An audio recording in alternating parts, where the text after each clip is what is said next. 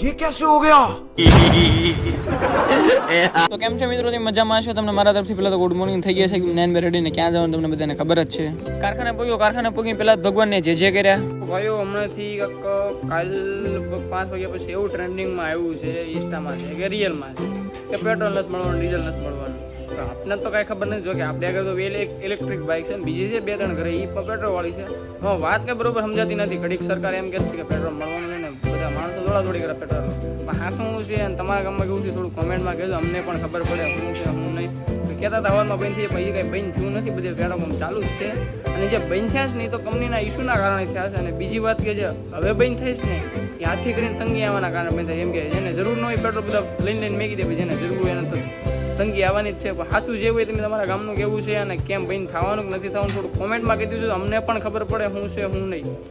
ને ભાઈ કાલે આપણે જે હાલતો ને કાલનો લોટ આપણે જે પૂરો થયો નથી. આવડે ડિઝાઇન વાળો જે યુઝફુલની ફર્સ્ટ કોપીની ડિઝાઇન છે આવડી આ ઘોડાવાળી, હજી આપણે કંઈ લોટ પૂરો થયો નથી ને આપણે આજે છાપીને પૂરો કરવો પડશે ગમે તેને. એટલા બધા નંગ બાકી છે. બપોરનો વાગ્યો એક ને 2 ગયા રોજની જેમ જમવા. આને કહેવાય કાળા કલરની સોડા. હું તો આને કાળા કલરની સોડા છું, ટૂંકમાં કહું તો આને કહેવાય મસાલા સોડા. તમે હું થોડું કહેતા હોય થોડું કમેન્ટમાં કહેજો ને. ભાઈબંધના મફતના પૈસા ખબર જ છે. આપણે કોઈ દે કાંઈ મેં આ બ્લોગરિયાનો હાથ વાંધો એક પછી એક ક્લિપ લે અને આને જોઈ લો વારંવાર. ખાલી થવાનું કારણ હોય તો મને થોડું કોમેન્ટમાં કહેજો, મને ખબર ખાલી કઈ રીતે થયું હું કારણ થયું ને. તો બસ ભાઈ આજનો બ્લોગ આયન કરશું. મળશું કે મોજ મસ્તી આ રીતે ટાટા બાય બાય. ચલો પણ જરૂર સબસ્ક્રાઈબ કરતા જજો.